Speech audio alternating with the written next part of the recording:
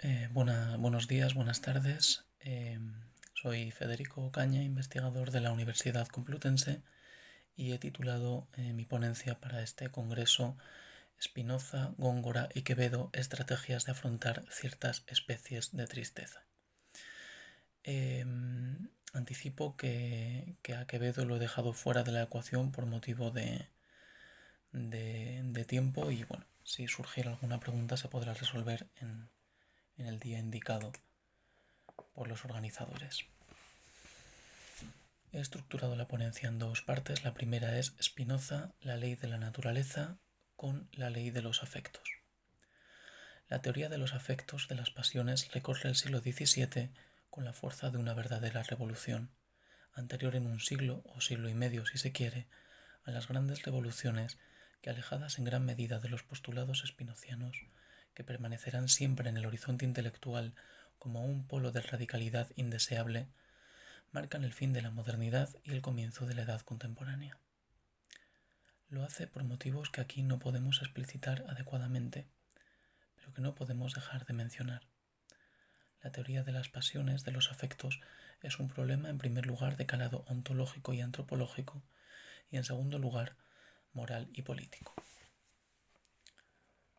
El filósofo holandés de origen sefardí Baruch Spinoza se oponía al comienzo de la parte tercera, titulada Del origen y naturaleza de los afectos, de su Ética demostrada según el orden geométrico, obra extemporánea que sirva en apoyo de esta conferencia. No utiliza solo materiales filosóficos, sino también literarios, teológicos, de medicina, de matemática.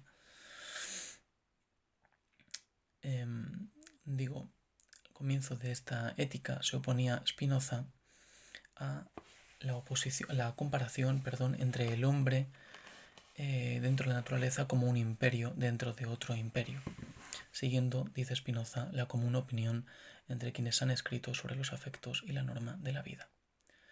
Con esta oposición a esa fórmula buscaba distanciarse de los filósofos inmediatamente anteriores, en especial de Descartes, en la radical distinción que éste establecía a su vez entre las sustancias pensante y extensa. En este punto de la ética, Spinoza ha dedicado ya a la sustancia única Dios la primera parte del libro, desafiando, como digo, la separación cartesiana, y ataca ahora la distinción entre las leyes de la naturaleza y las leyes de los afectos, el imperio dentro del imperio. Si las leyes físicas servían para la primera, debían hacerlo también para los segundos, y esto es algo que, con la excepción de determinados filósofos grecorromanos, veas el caso de Aristóteles en su filosofía natural, nadie o muy pocos habían hecho. Hay para Spinoza, por tanto, unas leyes naturales, físicas, que alcanzan a los afectos, igual que a los planetas, aunque no se trate de las mismas leyes. Y en segundo lugar, y en esto sí hay un cierto continuismo, al menos en el diagnóstico, con la tradición filosófica. El hombre no tiene ni puede tener, añadirá Spinoza, un control absoluto sobre sus pasiones. Esta noción de absoluto será, de hecho, otra de las principales objeciones a Descartes. La solución radicalmente nueva de Spinoza será rechazar la intervención de la voluntad, sea humana, sea divina, en dicha ecuación. Los afectos, el deseo, la tristeza, la alegría, el regocijo, la melancolía, no se explican por la intervención de Dios alguno, de la gracia, de la voluntad humana, ni se les puede aplicar la noción de pecado. Véase en este punto el comienzo del tratado político. Ni mucho menos se les puede aplicar o utilizar como milagros, ni tacharlos moralmente. Y en este punto también se puede ver la única mención en el tratado teológico político referida a la melancolía de Saúl, que es entendida en los escritos, en las escrituras, como el espíritu malo de Dios. Afirmar la servidumbre humana es, sin embargo, solo un primer paso.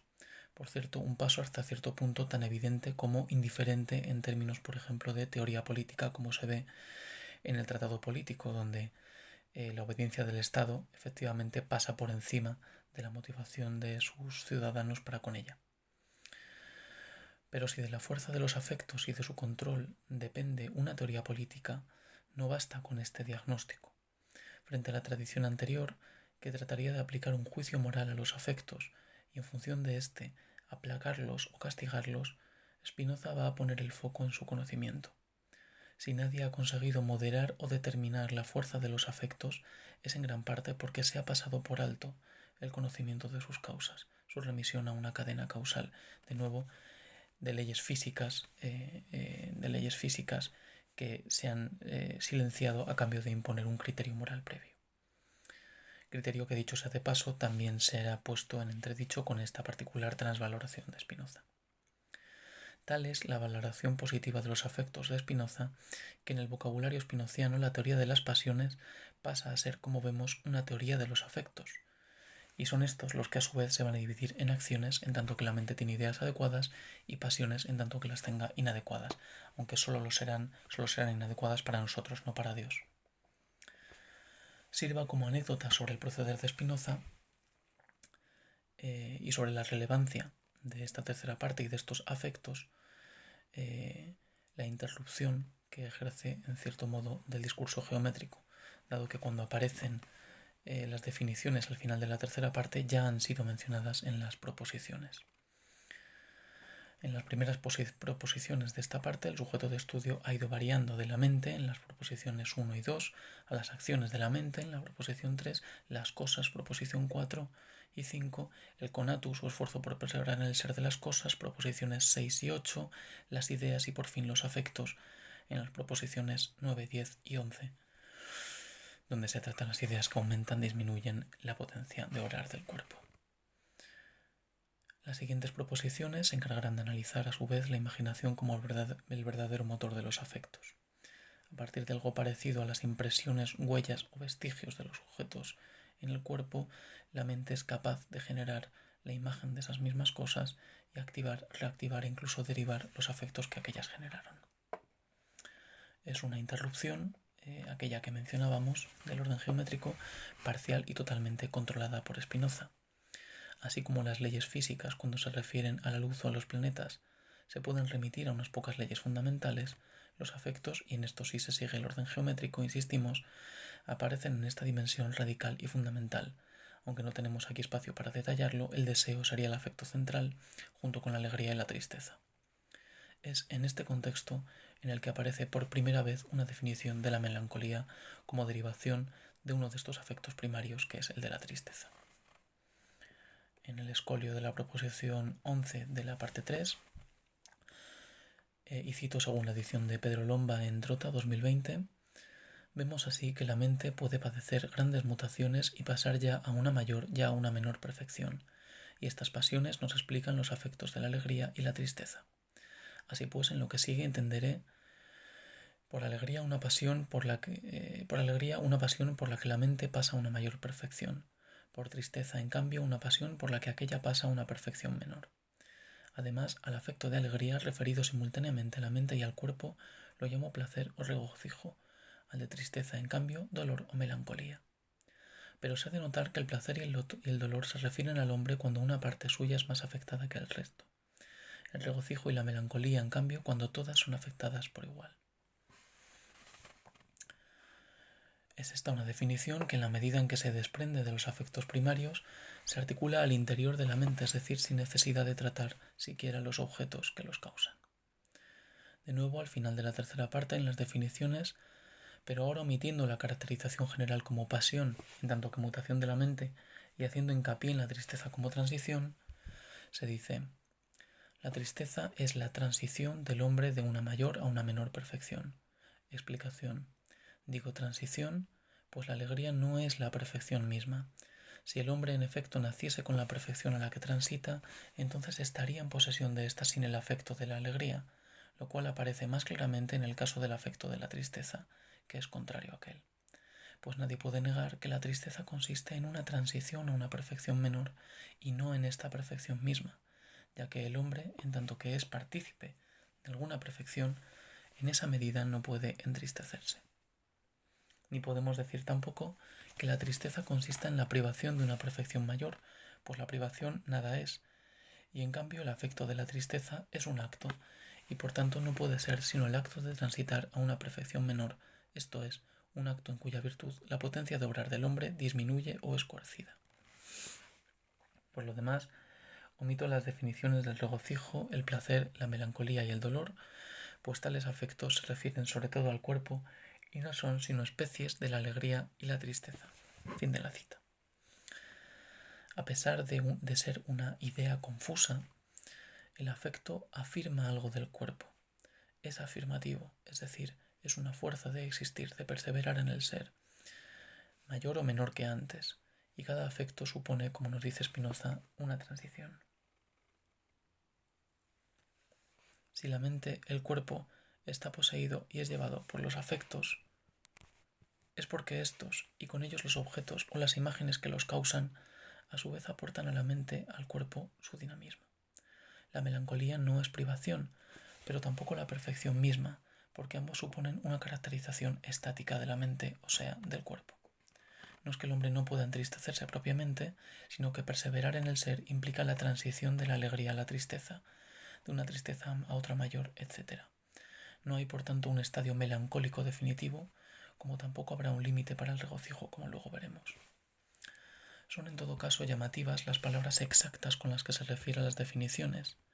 Si la melancolía no ocupa más espacio en la reflexión, es porque es una especie de tristeza en primer lugar y porque se refiere principalmente al cuerpo. Baste aclarar que si se refiere al cuerpo, se refiere a la mente.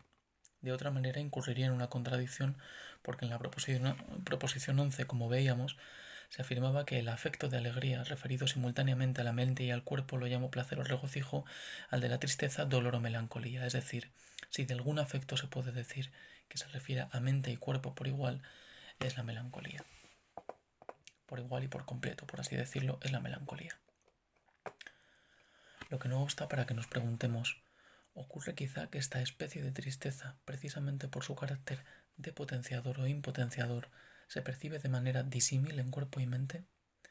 ¿Está la melancolía escindida, o dicho de otro modo, se esconden dos afectos distintos bajo un mismo nombre?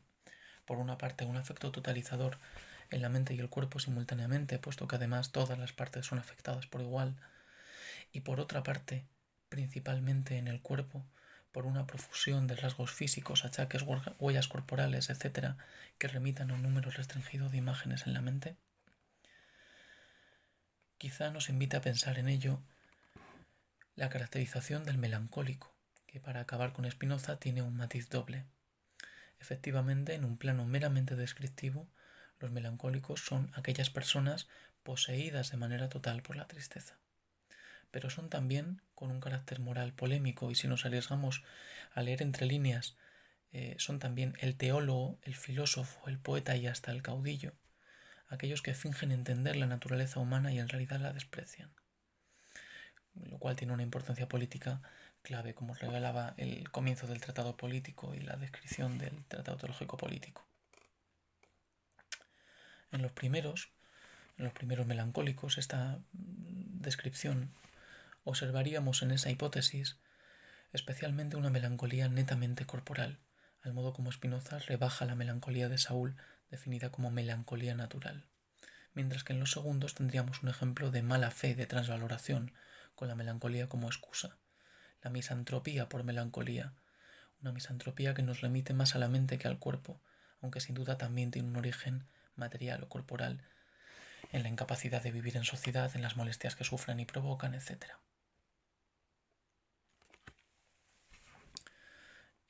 A ello apunta, como digo, esta caracterización del melancólico que se encuentra en la parte cuarta de la Ética, en el escolio de la proposición 35.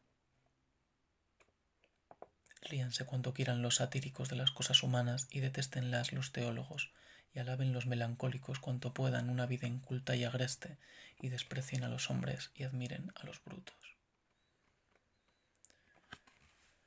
Bien, en la segunda parte, más breve, vamos a ver cómo se entronca la lectura de Spinoza con Góngora.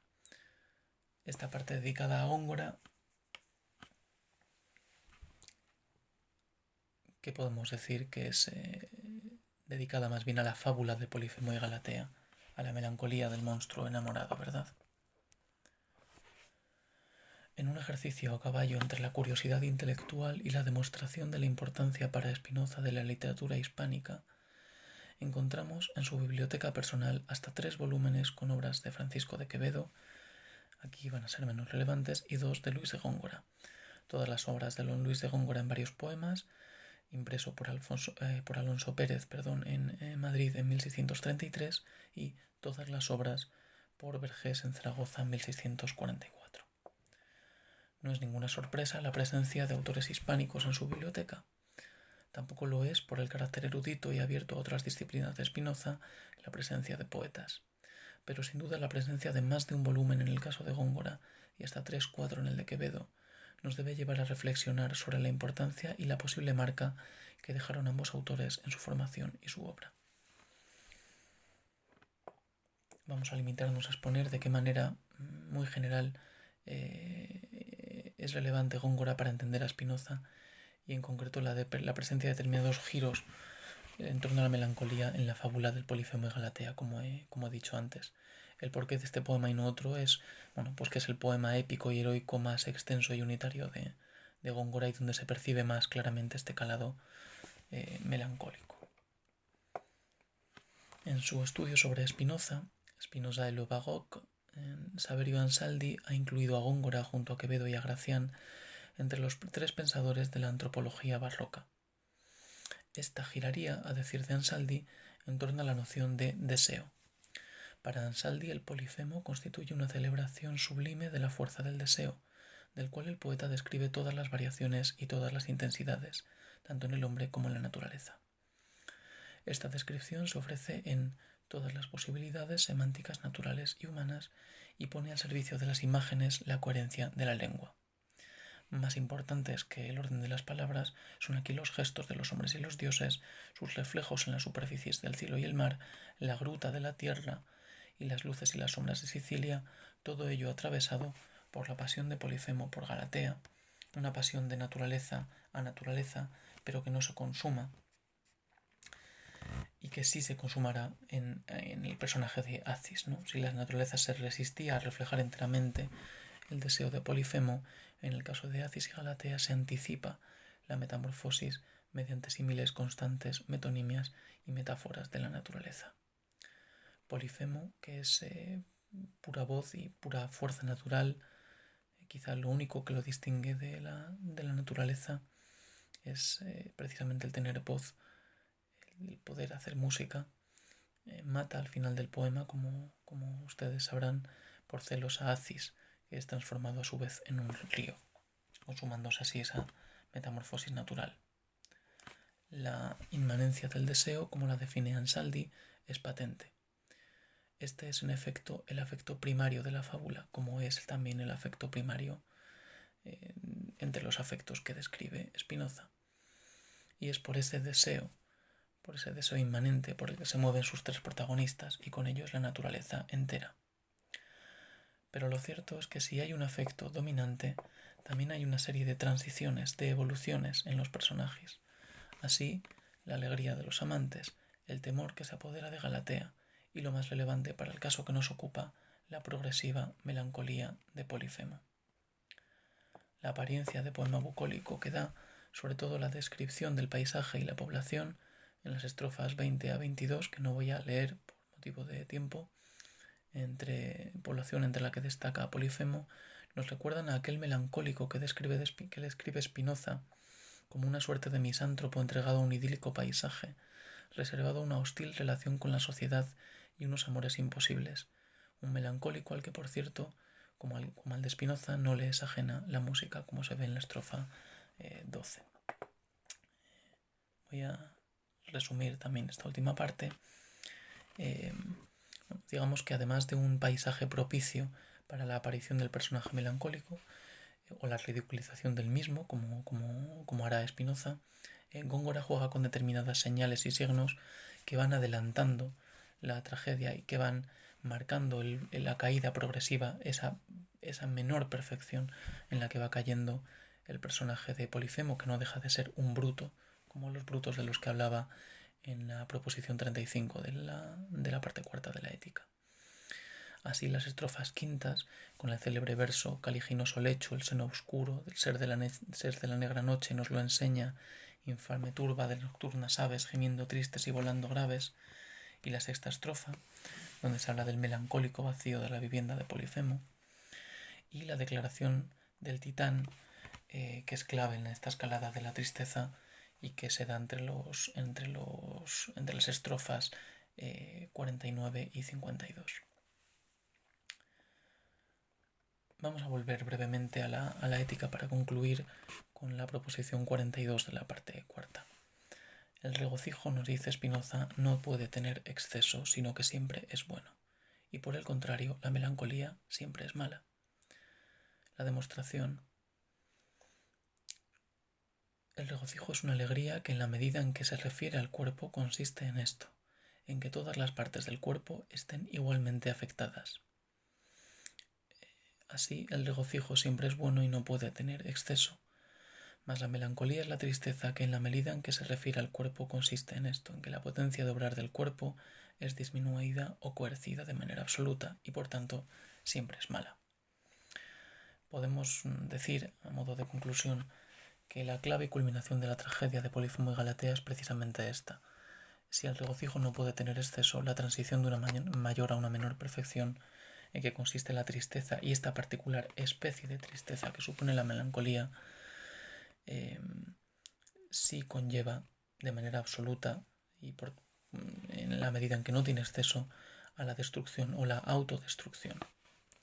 La melancolía de Polifemo, como el odio, no así el dolor, por cierto, que en Spinoza puede tener un cariz positivo, bueno, la melancolía y el odio, digo, conllevan a la destrucción, bien la destrucción propia, como en el caso de la melancolía, que supone la pasividad absoluta, la incapacidad para perseverar en el ser, la invasión del cuerpo y la mente por parte de causas ajenas, bien la ajena en el caso del odio, que busca la destrucción de aquellos a quienes odiamos. Si bien es cierto que los filósofos buscan esclarecer determinados términos y fenómenos naturales, psicológicos, sociales, tal es el caso de los afectos o las pasiones, en cuyo ámbito se juega, por cierto, el sentido de la política en el siglo XVII, no es menos cierto que, a pesar de Spinoza, son los poetas, los teólogos y los caudillos los que dan significado, en primer lugar, a dichos términos y dichos fenómenos. De ahí que convenga destacar cómo no es sólo el afecto primario, el deseo, el apetito, el que recoge Spinoza de los poemas de Góngora o Quevedo, sino toda una amplia paleta de afectos, entre ellos, como no puede ser de otra manera en el siglo XVII, la melancolía, los que toma y recoge, Spinoza y esclarece.